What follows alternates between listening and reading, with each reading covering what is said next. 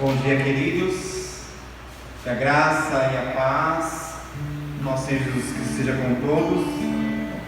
Estamos reunidos aqui no nome santo de Jesus para mais uma vez cultuarmos, ao Senhor, louvá-lo por tudo aquilo que Ele tem feito por nós, agradecê-lo pelas suas bênçãos, para com a nossa vida.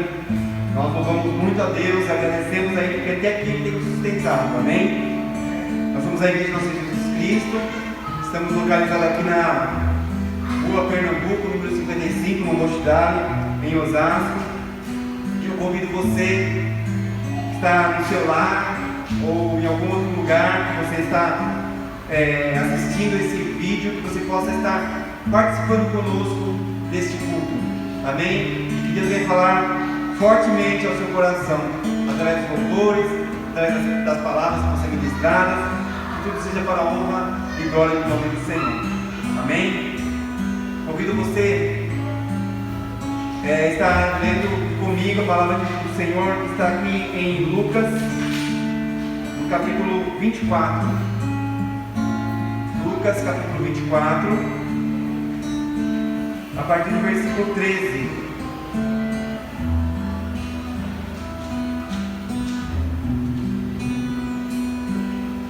Lucas 24, 13. Diz assim a palavra do Senhor: naquele mesmo dia, dois deles estavam indo para um povoado chamado Emaús, a 11 quilômetros de Jerusalém. No caminho conversavam a respeito de tudo o que havia acontecido. Enquanto conversavam e discutiam, o próprio Jesus se aproximou e começou a caminhar com eles, mas os olhos deles foram impedidos de reconhecê-lo. Ele lhes perguntou: sobre o que vocês estão discutindo enquanto caminham? Eles pararam com os rostos entristecidos. Um deles, chamado Cleopas, perguntou: você é o único visitante em Jerusalém que não sabe das coisas que ali aconteceram nesses dias? Que coisas? Perguntou ele. O que aconteceu com Jesus de Nazaré? Responderam eles. Ele era profeta, poderoso em palavras e em obras diante de Deus e de todo o povo. Os chefes de sacerdotes e as nossas autoridades o entregaram para ser condenado à morte e à crucificação.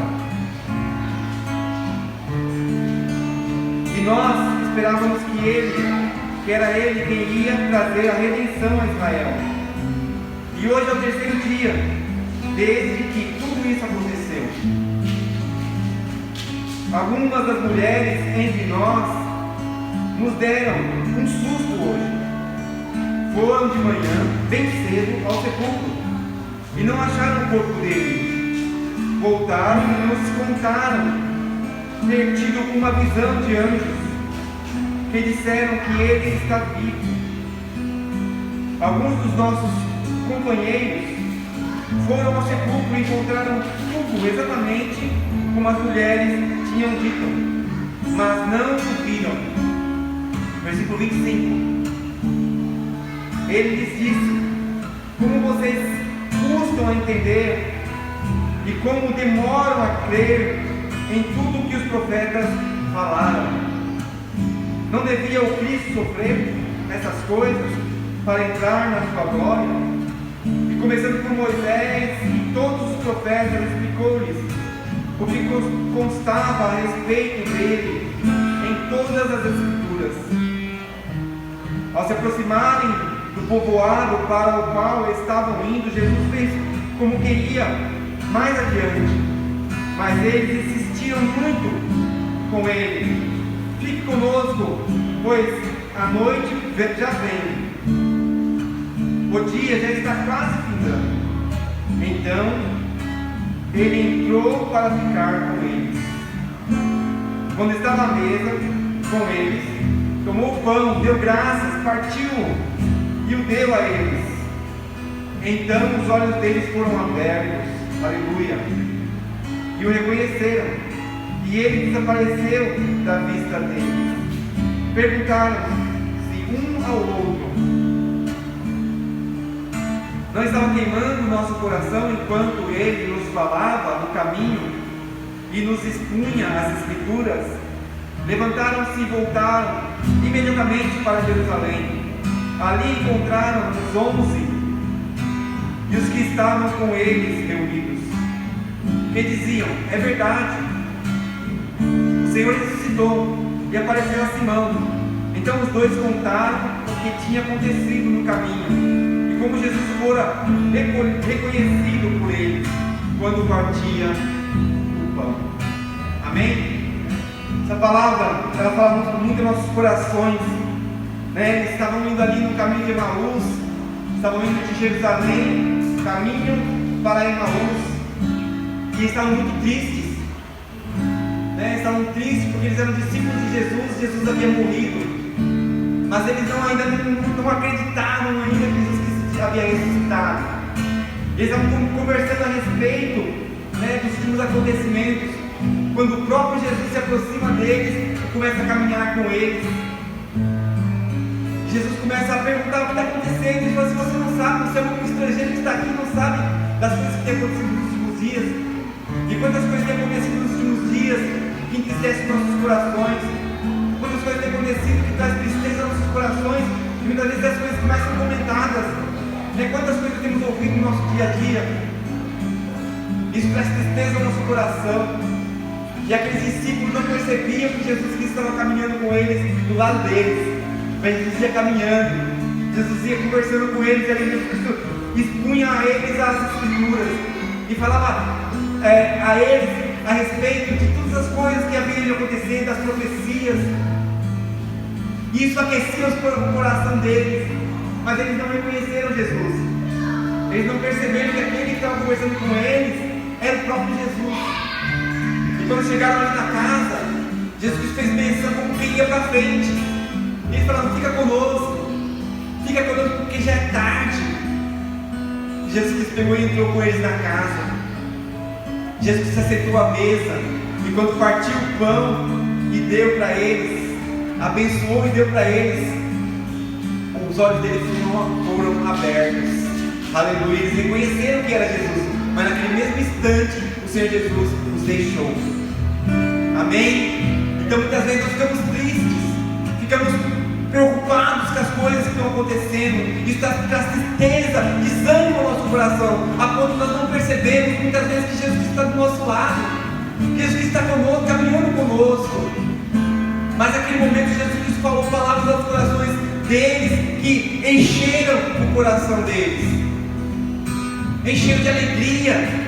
E ele falava assim: olha, não nos queimava o coração quando ele nos expunha as Escrituras, que a palavra do Senhor possa queimar em nosso coração, mesmo diante dessas más notícias, mesmo diante desses problemas todos que têm acontecido, que possamos nos encher da presença do Senhor, que a palavra de Deus venha queimar em nossos corações, que todo desânimo, toda tristeza seja convertida em alegria, porque a alegria do Senhor é a nossa força. Amém? Que possamos nos renovar, que possamos nos alegrar, que possamos nos fortalecer na presença do Senhor. Amém? Eu convido você para nós estarmos orando nesse momento ao Senhor. Nós possamos colocar nossa vida ante o altar do Senhor. Amém? Que possamos consagrar esse culto ao nosso Deus, que Ele venha receber, que seja agradável. Oh, aleluia, que seja agradável ante a presença do Senhor. Convido os irmãos que estão aqui a colocar de pé e vamos orar. Senhor, nós te louvamos, te agradecemos, ó Pai, por estar na tua casa. Obrigado, Pai, por estar na tua presença, Pai. Oh Deus, os teus servos, onde quer que eles estiverem, oh Pai, estamos na tua presença, Pai, para louvar, para exaltar, para bendizer o teu santo e bendito nome. Oh Deus, que nossos corações sejam voltados para o teu trono, que nossos corações possam estar voltados para a tua presença. Oh Deus, que a tua palavra, que os teus louvores, que esse culto, ó Pai, que nós vamos estar ministrando ao Senhor, ó Pai.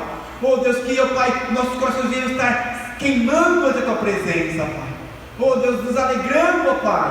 Oh Deus, mesmo diante de notícias ruins, mesmo diante de problemas, de dificuldades que temos enfrentado, ó Pai.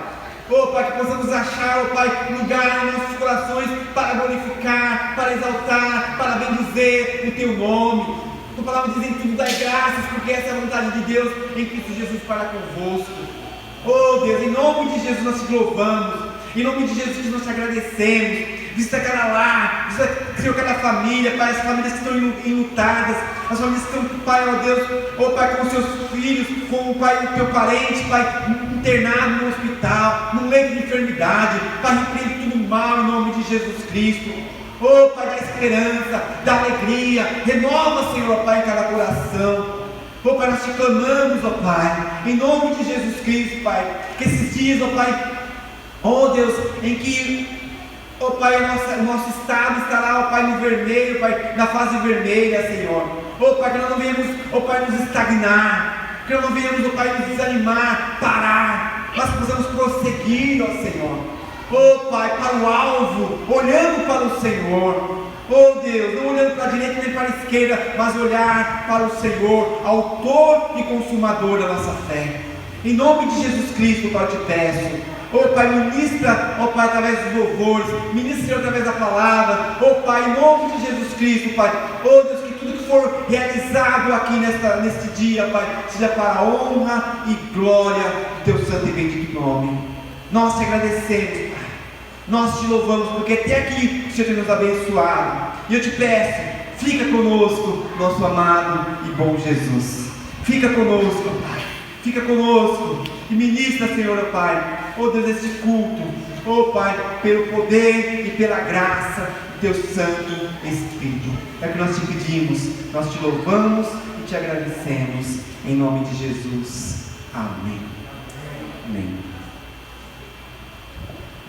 Paz do Senhor, amados. Vamos louvar o nosso Deus.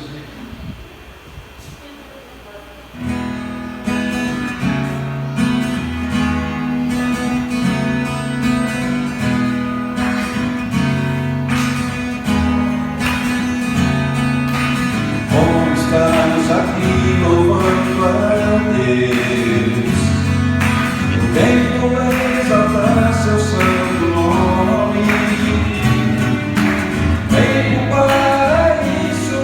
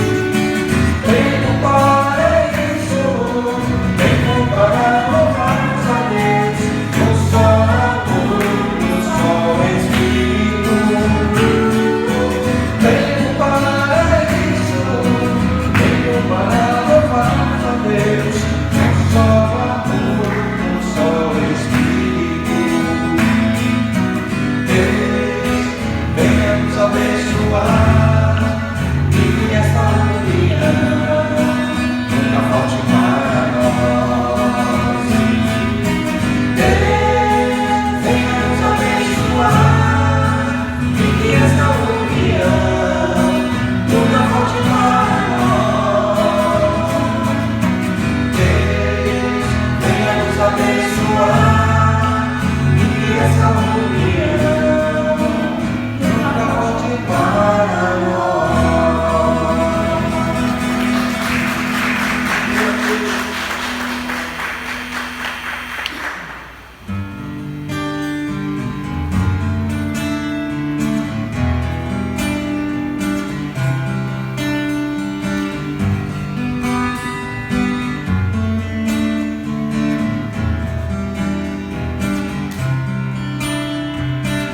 Com minha voz eu bendirei o Senhor, e em meus lábios haverá sempre um louvor. Em meio às tempestades não duvidarei, és o meu protetor e rei.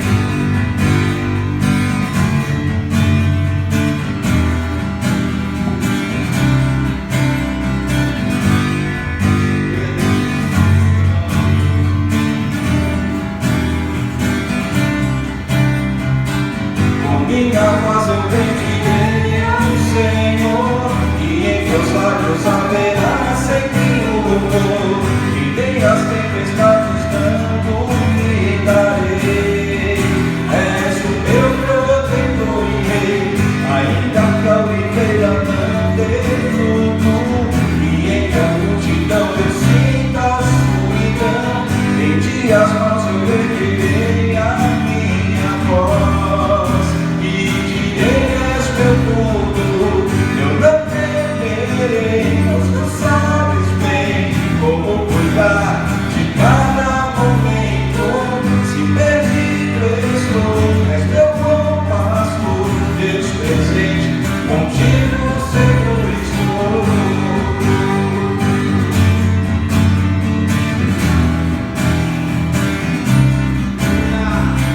Com minha voz eu bendirei o Senhor, e Ele dará sempre um louvor. Em meio às tempestades não duvidarei, és o meu protetor e rei. Ainda que eu viver eu não dê fruto, e em que a multidão eu sinta a solidão, em dias maus eu erguerei a minha voz e direi: és meu povo, eu não temerei. Como cuidar de cada momento, se perdido estou, és meu bom pastor, Deus presente, contigo seguro estou. Eu não temerei, pois tu sabes bem como cuidar de cada momento, se perdido estou, és meu bom pastor, Deus presente, contigo seguro estou.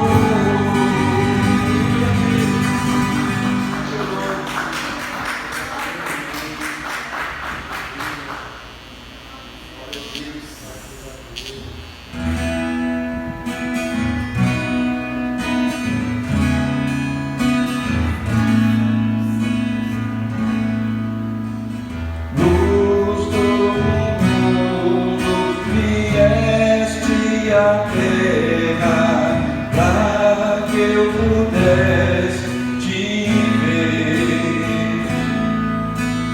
Tua beleza me leva a adorar-te, quero contigo viver.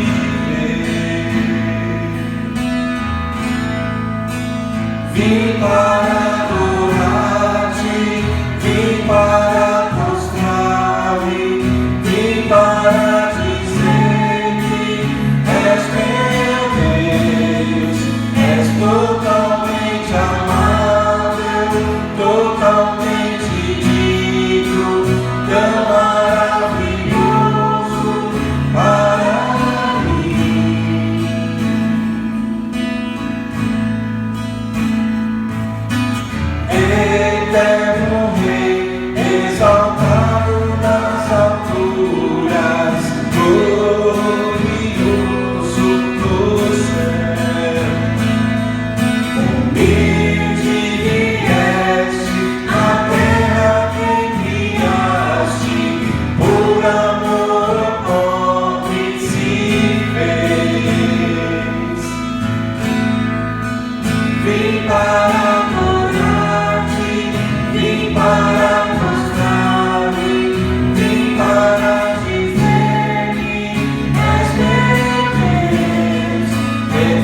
totalmente amável, totalmente digno, tão maravilhoso para mim.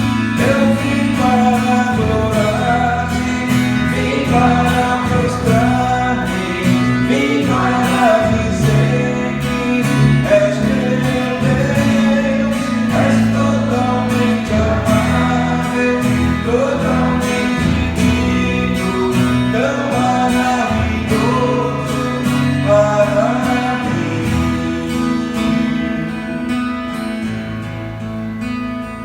Eu nunca saberei o preço dos meus pecados lá na cruz. Eu nunca saberei o preço dos meus pecados lá na cruz.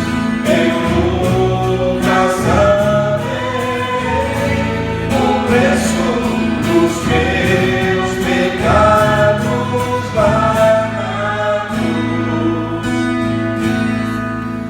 Vim para adorar-te, vim para prostrar-me, vim para dizer que és meu Deus, és totalmente amável, totalmente digno, tão maravilhoso para mim.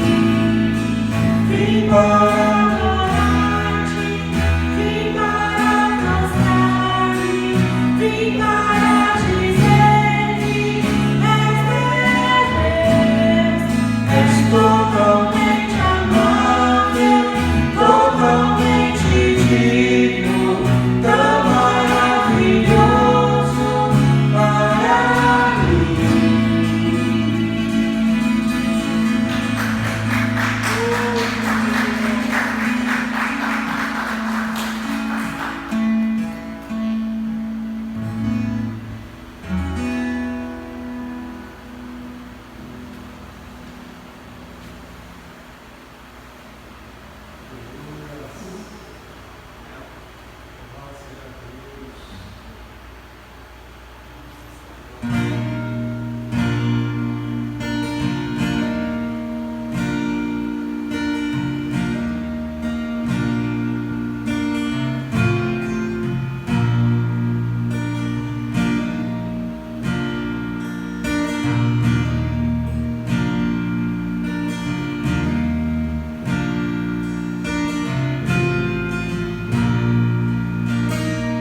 Confesso a ti, Senhor, que fraco eu sou, tão fraco eu sou, mas forte tu és.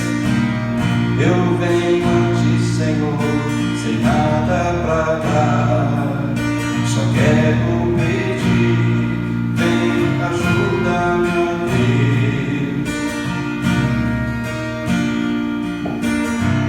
Confesso a ti, Senhor, que fraco eu sou,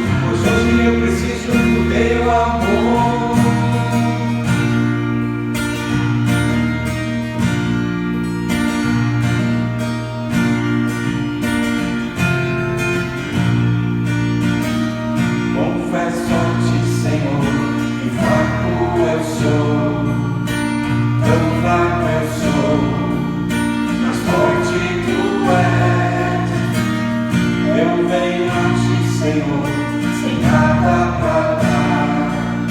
Só quero pedir, vem, ajuda-me, ó Deus.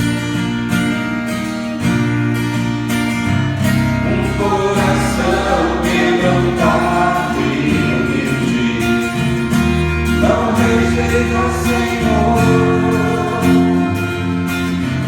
Estende a mim tua graça e deixe teu amor fluir. Por misericórdia nós clamamos, vai chover perdão e graça sobre mim, perdão e graça. E lava-me, Senhor, pois hoje eu preciso do teu amor. Vai chover perdão e graça sobre mim, perdão e graça. E lava-me, Senhor, pois hoje eu preciso do teu amor. Vai chover perdão e graça sobre mim, perdão e graça. E lava-me, Senhor, pois hoje eu preciso do teu amor. Vai chover perdão e graça sobre mim, perdão e graça. E lava-me, Senhor, pois hoje eu preciso do teu amor.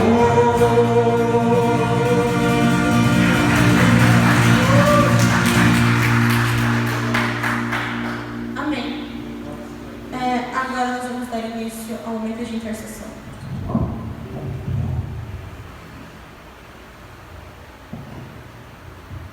Ao nosso momento de intercessão.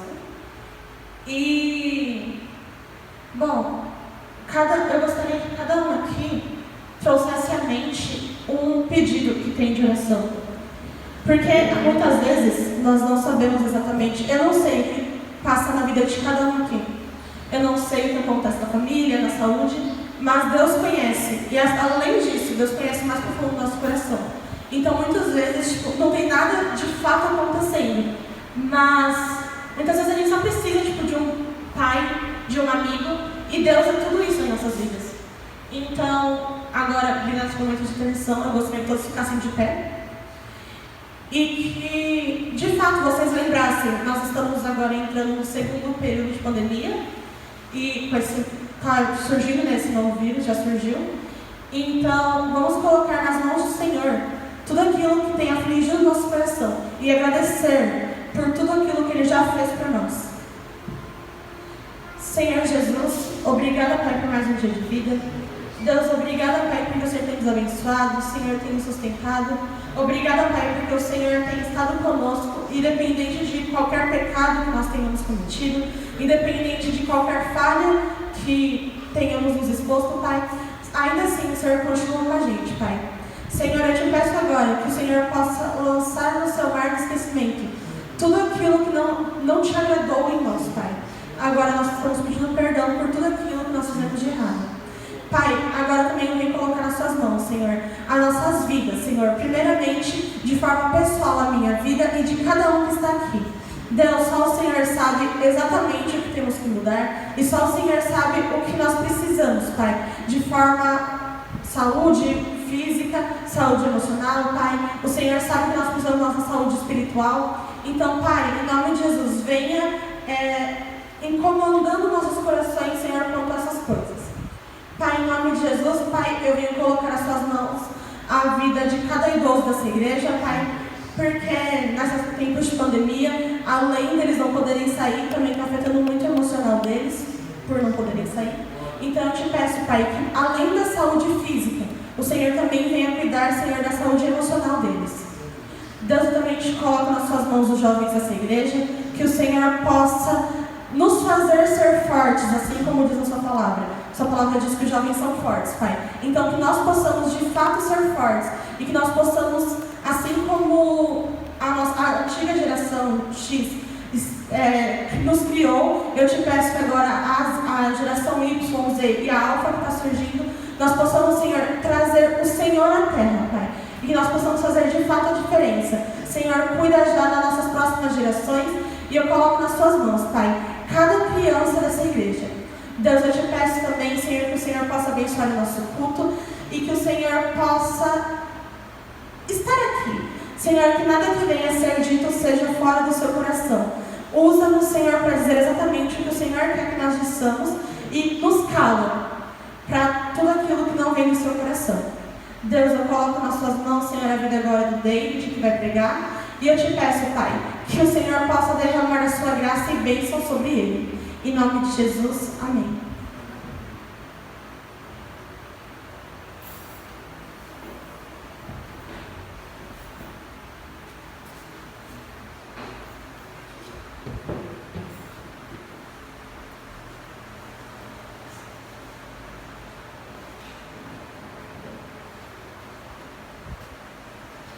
Amém, irmãos? Você que nos assiste, vocês que estão aqui presentes, quero cumprimentá-los com a graça e a paz de nosso Senhor Jesus Cristo. Vou dizer que nenhum professor de seminário sempre dizia para nós na aula: não cumprimento nem com qualquer graça e nem com qualquer paz, mas com a graça e a paz de nosso Senhor Jesus Cristo. Amém? Porque essa é única e inigualável. Amém? Irmãos, a igreja está chegando no seu 14º dia, se não me falha a memória, de campanha, reconstruindo com Neemias. E louvamos a Deus por isso, nesse processo, nessa caminhada de estudarmos juntos o livro de Neemias. Eu confesso que eu tenho estudado em casa também. E Deus tem, vejo por meio dos devocionais que são postados, que Deus tem falado com o seu povo. Deus tem realizado, tem falado aos corações do povo, por meio do livro de Neemias, né? A palavra de Deus diz que toda a Escritura é inspirada por Deus e útil para correção, educação, para repreensão e educação na justiça, a fim de que o homem de Deus seja perfeito e perfeitamente habilitado para toda boa obra. E no livro de Neemias nós vemos que Deus levantou para uma boa obra, para a reconstrução dos muros da cidadela de Jerusalém, que estava assolada.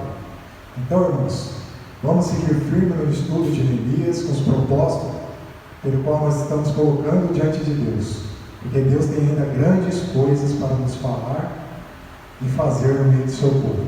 Amém? Seguindo nesse propósito, irmãos, eu gostaria de convidar vocês que me assistem e aqueles que aqui estão a abrirem suas Bíblias lá no livro de Neemias, capítulo de número 2. Livro de Neemias, capítulo de número 2. Vamos ler dos versículos de número 1 a 10. Peço aos amados irmãos que, à medida que forem encontrando a presente passagem, que mantenham seus livros abertos durante a pregação, para que vamos ver aqui alguns versículos que Deus colocou em meu coração para meditar com vocês esta manhã. Livro de Neemias, capítulo 2, versos de número 1 a 10. Diz assim a palavra de Deus: no mês de Nissan, no ano 20º do rei Artaxerxes, uma vez posto o vinho diante dele, eu tomei para oferecer e lhe dei. Ora, eu nunca antes estivera triste diante dele. O rei me disse: por que está triste o teu rosto, se não estás doente? Tem de ser tristeza do coração. Então temi sobremaneira. E lhe respondi: viva o rei para sempre. Como não me estaria triste o rosto, se a cidade onde estão sepulcros de meus pais está assolada e tem as portas consumidas pelo fogo? Disse-lhe o rei: que me pedes agora? Então orei ao Deus dos céus. Vamos ler esse verso 4 todos juntos? Disse-lhe o rei: que me pedes agora? Então orei ao Deus dos céus e disse ao rei: se é do agrado do rei, e se o teu servo acha mercê em tua presença, peço-te que me envies a cidade de Judá, a cidade dos sepulcros de meus pais, para que eu a reedifique. Então o rei, estando a rainha assentada junto dele, me disse: quanto durará a tua ausência? quando voltarás? Aprove ao rei enviar-me, e marquei certo prazo. Verso 7. E ainda disse ao rei: se ao rei parece bem, deem-se-me cartas para os governadores da além do Eufrates, para que me permitam passar e entrar em Judá. Como também carta para Asaf, guarda das matas do rei, para que me dê madeira para as vigas das portas da cidadela do templo, para os muros da cidade e para a casa em que deverei alojar-me. E o rei mas deu, porque a boa mão do meu Deus era comigo. Então fui aos governadores da além do Eufrates e lhes entreguei as cartas do rei. Ora, o rei tinha enviado comigo oficiais dos exércitos e cavaleiros. Disto ficaram sabendo Sambalate, Horonita, e Tobias, servo amonita, e muito lhes desagradou que alguém viesse a procurar o bem dos filhos de Israel. Amém? Somente até aí, irmãos. Vamos orar mais uma vez. Curve sua cabeça, feche seus olhos. Pai soberano, Pai bendito, em nome de Jesus, Senhor. Mais uma vez, meu Pai, viemos a Ti, Pai, nesse espírito de oração e adoração, meu Pai, clamar agora, meu Pai, pela Tua palavra.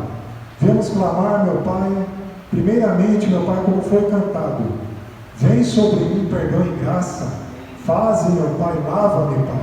Pedimos inicialmente perdão pelas nossas falhas, Pai.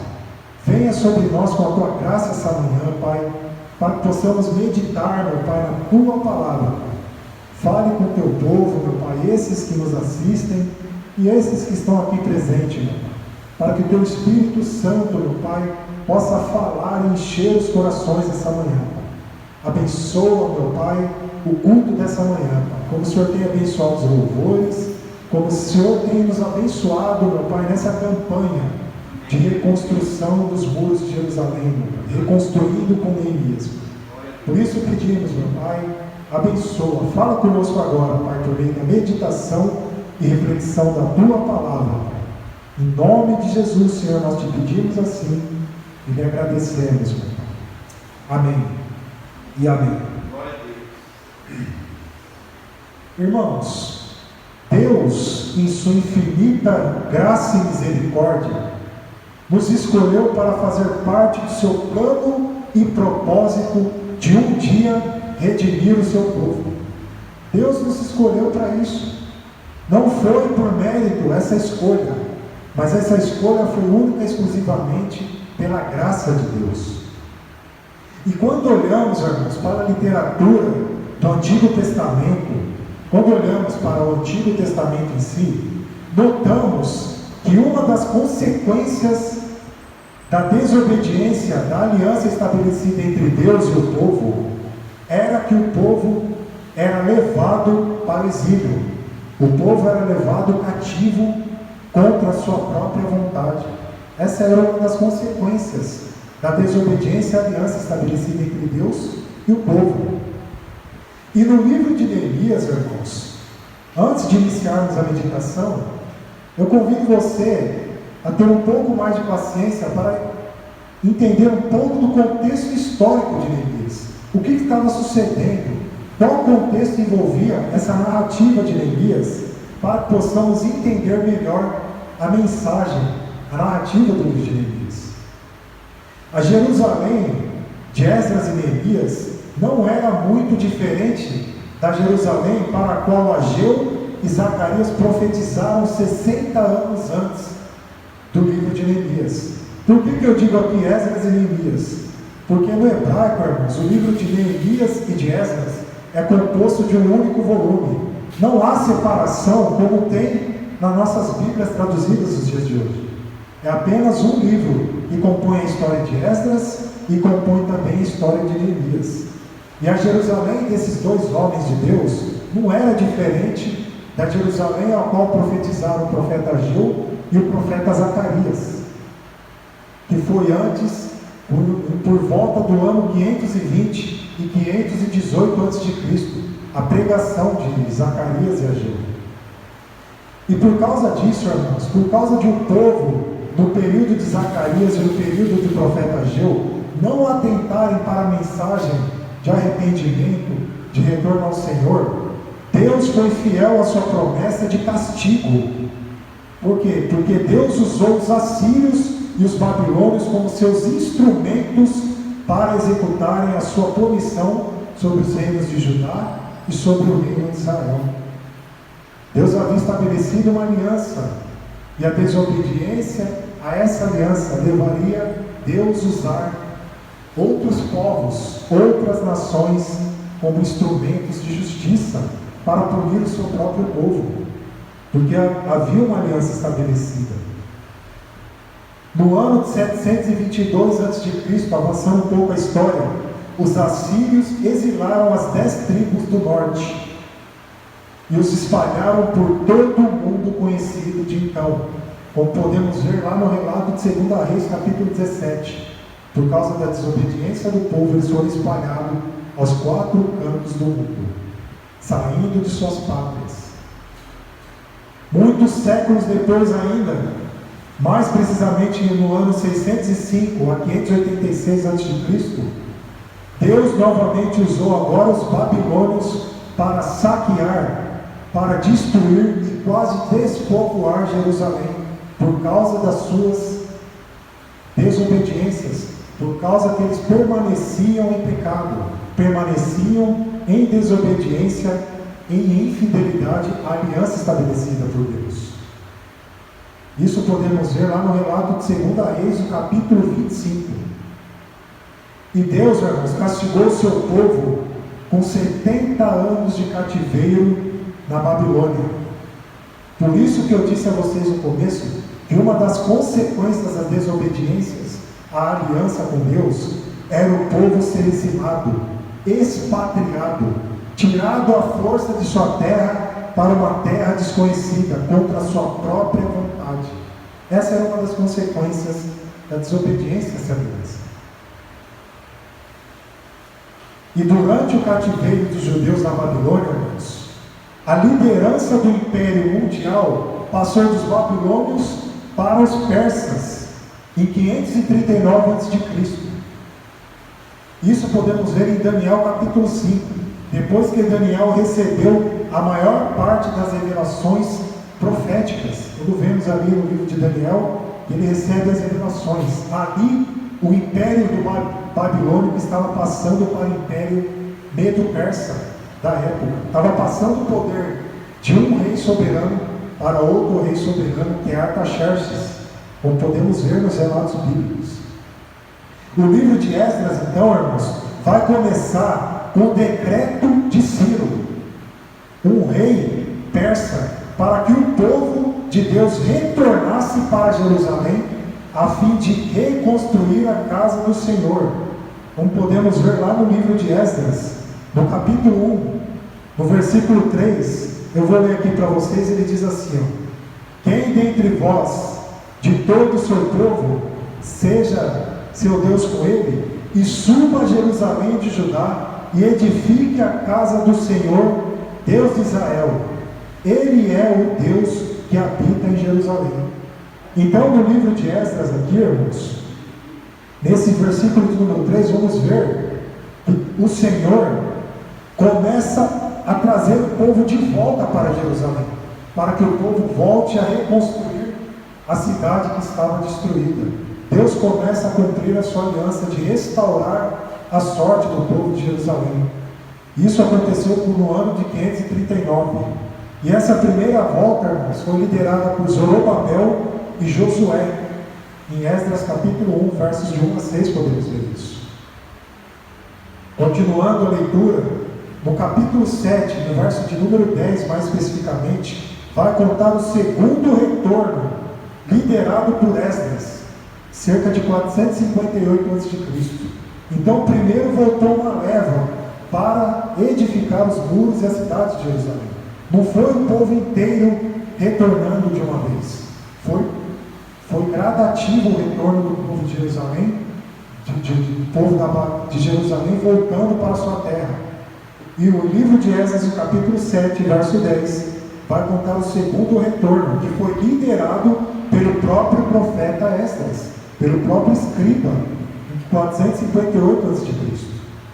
E no livro de Neemias, irmãos, que é o livro do nosso estudo, narra o terceiro retorno para reconstruir os muros de Jerusalém, e foi em 444 e 445 a.C. Então, é isso que o livro de Neemias vai narrar para nós. A liderança de Neemias para a reconstrução dos muros de Jerusalém, vai narrar a liderança de Neemias para a reconstrução da cidade de Jerusalém, a liderança de Neemias para restaurar a vida social, religiosa e espiritual daquele povo que estava na miséria. O nome Neemias, irmãos, significa o Senhor consola. Esse é o significado do nome de Neemias. Então, irmãos, por que esse nome tem esse significado? Porque acreditava-se, irmãos, que de acordo com o significado do nome, a pessoa desenvolveria tais características. O nome de Neemias era o Senhor consola. Então acreditava-se que a característica de Neemias seria que ele, de alguma forma, contribuiria para o consolo do seu povo. E por meio de Neemias, irmãos, Deus traria consolo ao seu povo. Então, nessa manhã aqui, irmãos, eu quero meditar com vocês sobre as características de um consolador, porque Neemias foi um consolador do seu povo. Ele foi usado por Deus para consolar aqueles que deveriam de retornar e consolar aqueles que ficaram em Jerusalém, porque não foram todos que foram expatriados, não foram todos que foram exilados, e Neemias vai tratar de consolar esse povo. Então a primeira característica de um consolador, irmãos, é que o consolador tem coragem. Olha comigo aí o versículo de número 2 e número 3, que diz assim: o rei me disse, por que está triste o teu rosto, se não estás doente? Tem de ser tristeza do coração. Então temi sobremaneira e lhe respondi, viva o rei para sempre. Como não me estaria triste o rosto, se a cidade onde estão os sepulcros de meus pais está assolada e tem as portas consumidas pelo fogo? Essa foi a resposta de Neemias para o rei quando ele indagou sobre a tristeza do seu rosto.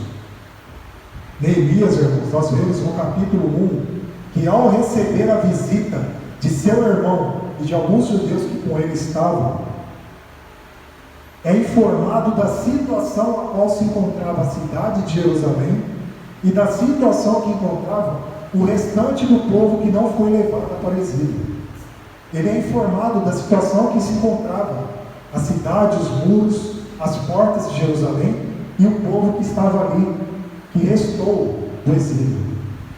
E qual foi a notícia que Neemias recebe? Qual foi o diagnóstico que passaram para Neemias? Lá no verso 3 do capítulo 1 vai dizer o seguinte: disseram-me aqueles que foram visitar Neemias, os restantes que não foram levados para o exílio e se acham lá na província, estão em grande miséria e desprezo. Os muros de Jerusalém estão derribados e as suas portas queimadas. Essa foi a notícia que Neemias recebeu a respeito da sua cidade natal, da cidade onde estavam enterrados seus pais. Essa foi a notícia que Neemias recebeu em relação ao povo que escapou do exílio. Estavam em grande miséria e desprezo. E continuando a leitura do texto, dizendo que Neemias, ao ouvir essa notícia, ele se assenta, chora e lamenta por alguns dias, e jejua e ora diante de Deus, que sabe de todas as coisas. Vemos aqui, irmãos, que o impacto das más notícias causou uma profunda compaixão em Neemias. Ele se assenta. Teve tamanho impacto essa notícia de que o povo estava na miséria e de que onde a cidade, onde estavam enterrados seus pais, estava destruída. Ele se assentou e chorou, ele lamentou, diz o texto. E diante disso ele foi ao Deus dos céus clamar por misericórdia. E também, irmãos, por causa de suas orações e compaixão é que aproximadamente 3 meses depois do mês de Quisleu, que é novembro e dezembro, Neemias toma uma atitude de coragem. No capítulo 1 vamos ver que Neemias assenta-se e chora e confessa o pecado seu e do povo. E depois de 3 meses, irmãos, ele não fica só na oração, ele toma uma atitude de coragem, e podemos ver em 2 aspectos. O primeiro aspecto da coragem de Neemias, que eu quero trazer para você, é que mesmo com seu semblante triste, mesmo com o coração apertado, Neemias se apresenta diante do rei para exercer a sua função de copeiro. Ele possuía, irmãos, Neemias, um cargo de confiança do rei, pois ele era copeiro do rei. E a função de copeiro, irmãos, significava que ele deveria provar as bebidas que eram trazidas para o rei, para que o rei não fosse envenenado por meio das mãos de seus adversários, para que ele não fosse envenenado por meio das mãos dos inimigos. Porque naquela época era comum os inimigos intentarem contra a vida de seus monarcas, envenenando as bebidas que deveria ser apresentada diante do rei, que o rei deveria beber. Por isso que tinha essa função de copeiro, porque antes da bebida chegar ao rei, o copeiro provava essa bebida. Se tivesse envenenado, o copeiro morria e o rei seria salvo. E se tivesse a bebida sem veneno, o copeiro bebia e apresentava diante do rei. Era um cargo de extrema confiança, porque o copeiro deveria transmitir essa confiança ao rei, ao monarca. Por isso, irmãos, era extremamente perigoso alguém demonstrar tristeza diante do rei, porque ao demonstrar a tristeza diante do rei, o rei poderia interpretar da seguinte forma: por que você está triste? Você está fazendo alguma coisa de errado que eu não sei? Por que você está triste? Ele deveria demonstrar alegria diante do rei, estar feliz diante do rei de exercer aquela função arriscada.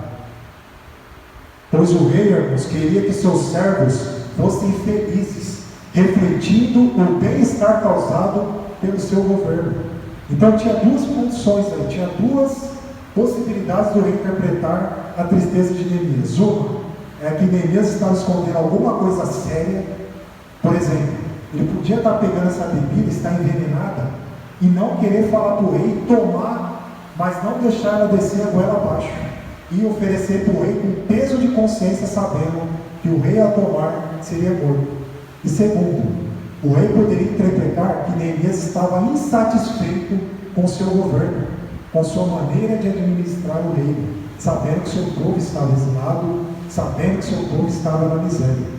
Ele poderia ter interpretado dessas 2 formas. Por isso ele deveria demonstrar alegria. E voltamos aos versículos anteriores. O texto diz que Neemias nunca antes estivera triste diante da face do rei. Neemias cumpria sua função com excelência. Nunca ele apresentou tristeza diante do rei, porque ele sabia que era extremamente perigoso.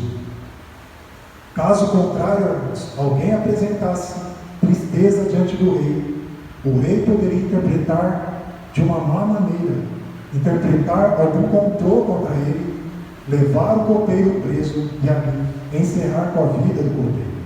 Por isso é extremamente perigoso alguém se apresentar triste diante desse rei. E Neemias, sabendo dessa possibilidade, irmãos, com coragem, ele vai se apresentar mesmo com seu semblante triste, como diz o texto, pela notícia recebida dos seus ancestrais, que a sua cidade estava destruída, para exercer a sua função diante do rei. Vemos aqui a coragem de Neemias, mesmo triste, ele vai exercer sua função diante do rei. O segundo aspecto dessa coragem que eu vejo nesse texto é que, mesmo temendo a reação do rei, ele diz a verdade. Mesmo ele sabendo, mesmo ele temendo uma reação furiosa do rei, Neemias não hesita e diz a verdade. Diz o texto: o rei me disse: por que está triste o teu rosto, se não estás doente? Tem de ser tristeza do coração. Aqui vemos que o rei já dá uma interpretação. Se você não está doente, você deve estar triste aí no seu coração. E o texto continua dizendo: então temi sobremaneira e lhe respondi: viva o rei para sempre. Como não me estaria triste o rosto se a cidade onde estão os sepulcros de meus pais está assolada e tem as portas consumidas pelo fogo? Essa foi a resposta de Neemias ao rei. Isso que foi que Neemias disse ao rei quando ele foi indagado da sua tristeza. Neemias diz ao rei, irmãos, que sua tristeza não era por causa de seu governo. Ele diz ao rei que sua tristeza não era porque ele estava insatisfeito com alguma coisa que o rei estava fazendo no reino, por causa de sua administração, mas era por causa da situação em que se encontrava seu povo e a sua cidade. Essa foi a resposta de Neemias de bate-pronto. Ele não mentiu, ele não omitiu, ele não inventou história, ele disse a verdade. Porque eu estou dizendo, irmãos, aqui, que foi um ato de coragem Neemias dizer a verdade, dizer que foi por causa da notícia que ele recebeu. Porque o rei, irmãos, poderia muito bem, pensa comigo, o rei poderia muito bem dizer a Neemias o seguinte: olha, eu não tenho nada a ver com a sua cidade. O que me importa é saber como anda o meu reino. Se seu povo está assolado, se seu povo está com a cidade destruída, não é um problema meu. Você trate de exercer a sua função como você deve exercer. E por causa disso, porque você se apresentou triste diante de mim, eu vou te encarcerar e te encerrar na prisão. O rei poderia ter dito isso a Neemias, mas não foi o que o rei fez, irmãos. Por isso, irmãos, a exemplo de Neemias, na missão de nós sermos consoladores daqueles que sofrem, de levarmos a mensagem de boas novas a toda criatura, tribo, língua e nação, irmãos, tenhamos coragem de que, se for preciso, irmãos, se formos solicitados ir até as autoridades constituídas por Deus de nosso país, a fim de interceder em verdade em favor daqueles que sofrem.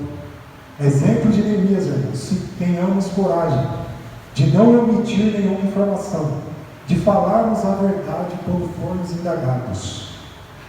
Segunda característica de um consolador que eu vejo nesses textos é a oração. Consolador é uma pessoa de oração. Nota comigo os versos 4 e 5, que diz assim: disse-lhe o rei: que me pedes agora?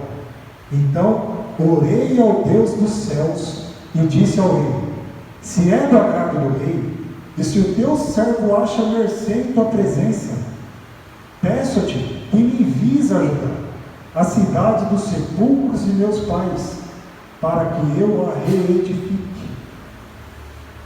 Depois das atitudes de coragem de Neemias, irmãos, ter surtido um efeito positivo no rei, como podemos ver aí o rei dizendo: o que me pedes agora? Neemias agora precisava contar com o favor do rei.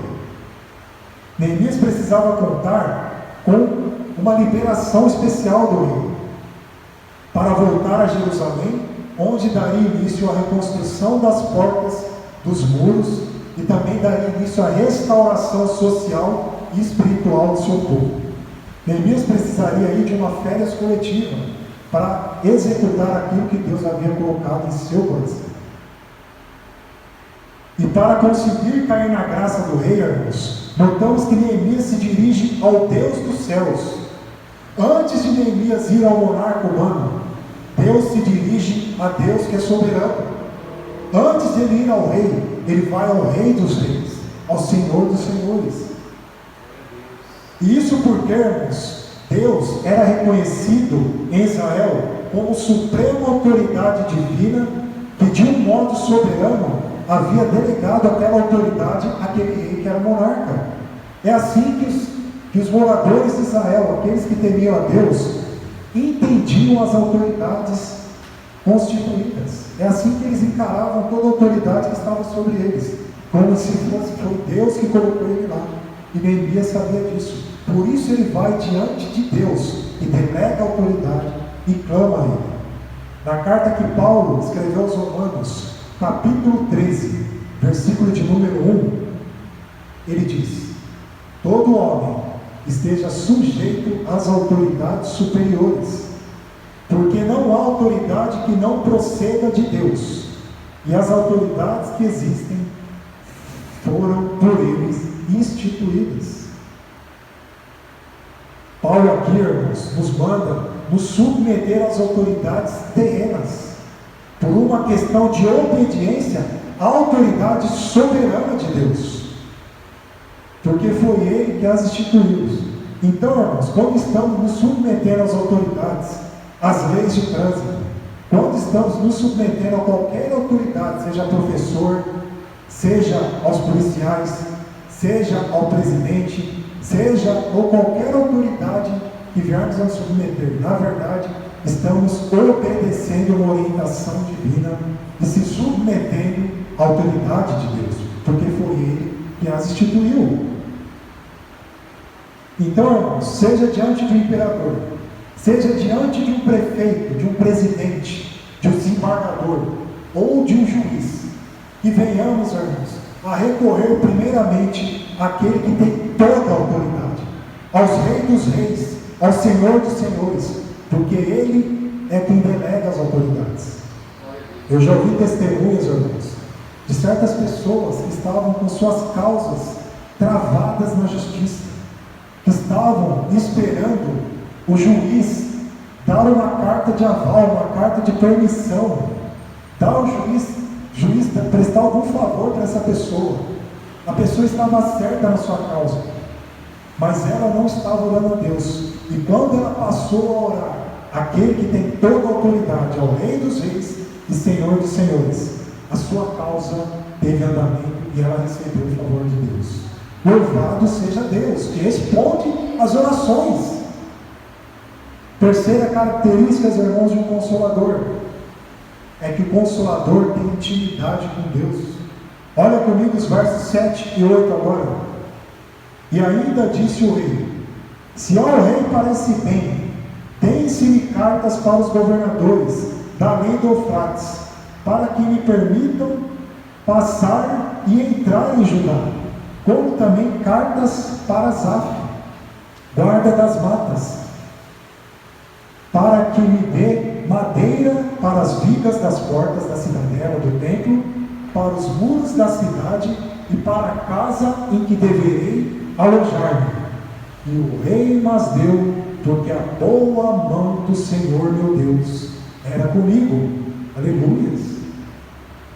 Em outras palavras, irmãos, o que Neemias estava pedindo aqui para o rei era o seguinte: olha, rei, além de você me liberar por um período para mim até a minha cidade edificar os muros, eu também quero te pedir outra coisa, que você escreva cartas aí para me levar para o governador, para que ele permita que eu entre em Judá.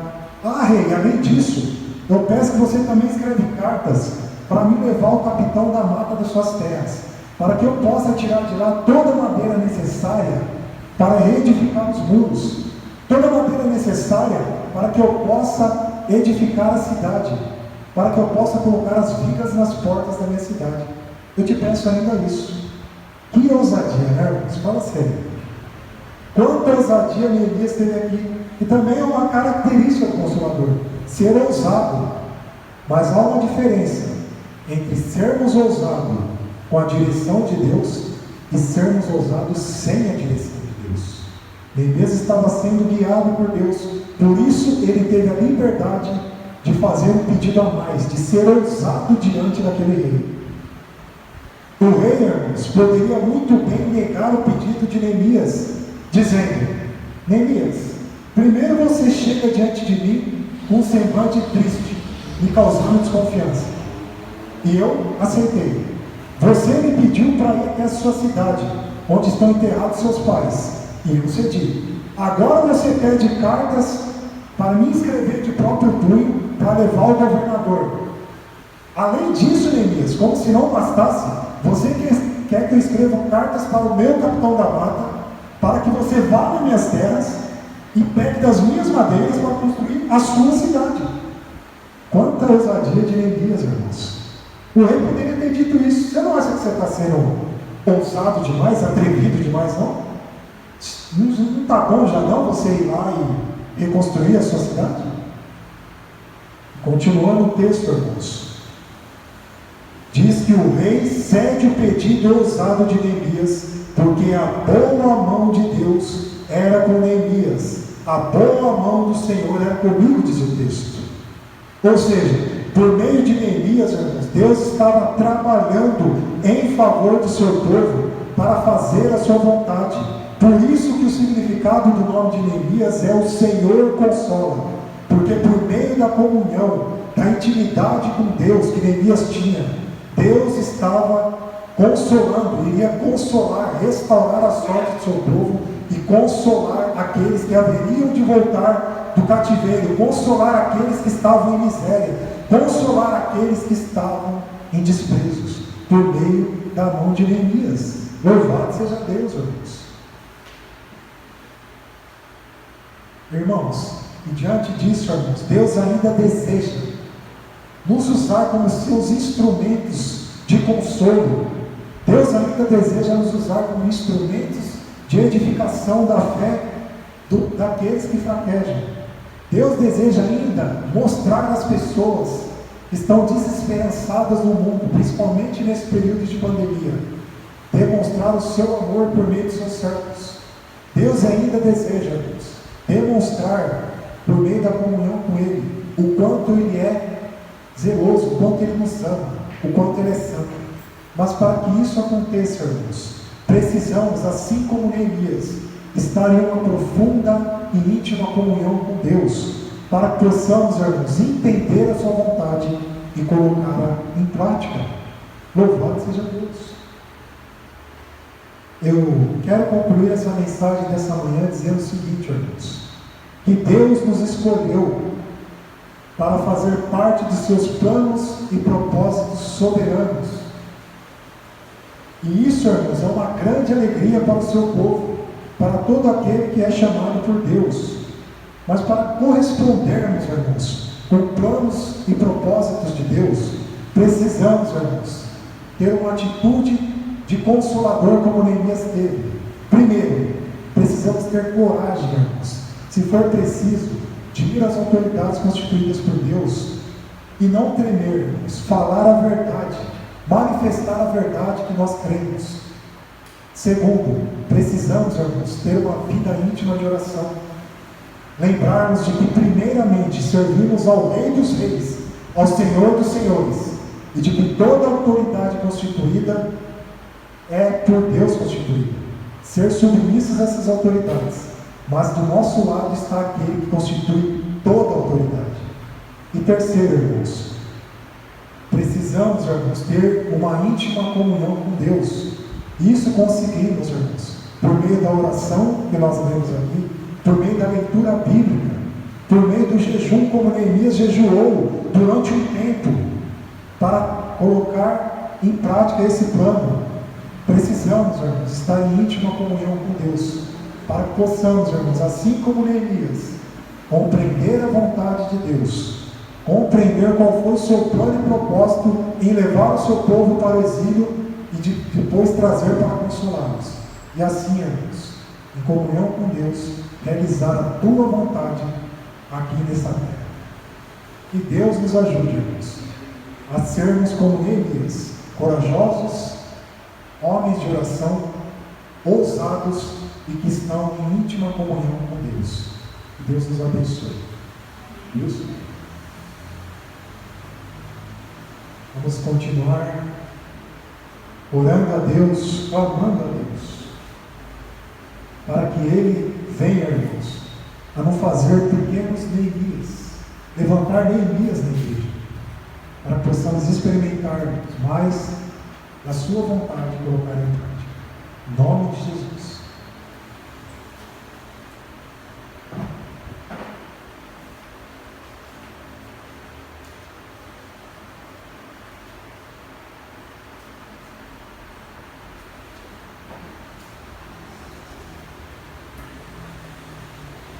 Louvado seja Deus. Você que nos assiste, continua nesse espírito de oração, irmãos. Continua com essa com essa intenção do seu coração, está indo diante do Rei dos Reis agora. Convido você que nos assiste, você que está aqui, a ir agora ao Rei dos Reis, ao juiz de toda a terra, aquele que pode fazer mais do que aquilo que pensamos ou imaginamos, aquele que tem todo o poder, aquele que está acima de qualquer autoridade, e leve a sua causa a Deus nesse momento, porque Ele, irmãos, promete na sua palavra que Ele nos atenderá. Ele disse: se o meu povo, que se chama pelo meu nome, se humilhar e orar, se arrepender dos seus maus caminhos, dos céus eu ouvirei, perdoarei os seus pecados e sararei a sua terra. Vocês acham que o Brasil precisa de cura? Eu creio também, irmãos. Então vamos nesse momento, diante do Rei dos Reis, do Senhor dos Senhores. Amém?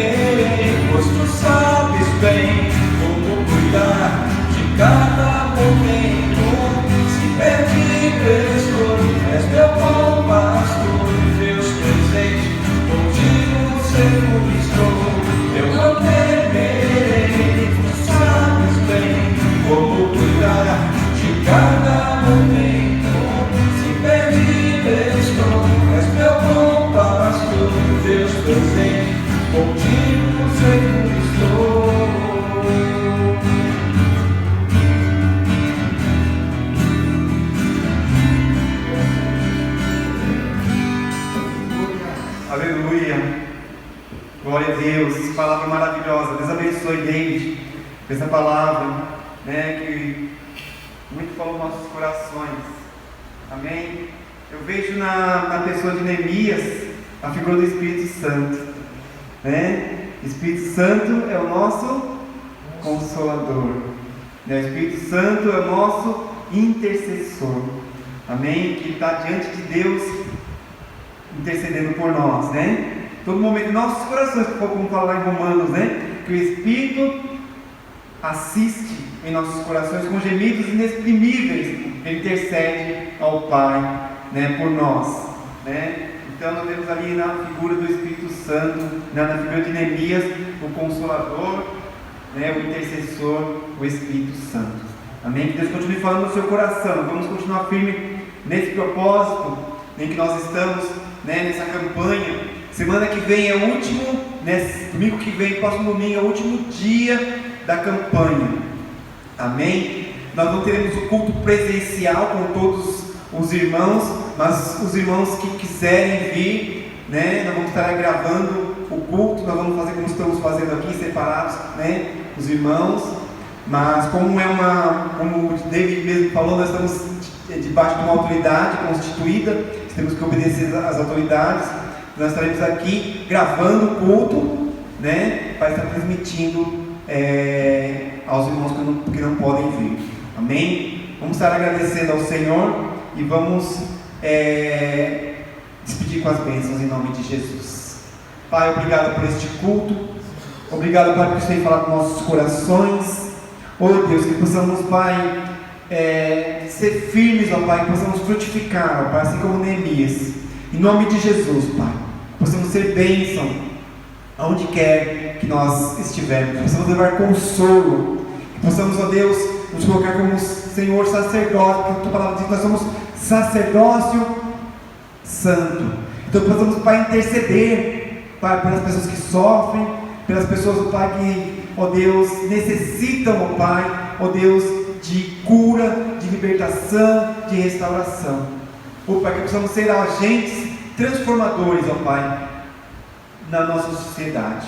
Em nome de Jesus, Pai, nós te louvamos por este culto e nós te agradecemos. Fique conosco, leva-nos em paz para nossos lares e que tenhamos uma semana abençoada, Pai, e abençoadora, em nome de Jesus. Nós te agradecemos e te louvamos.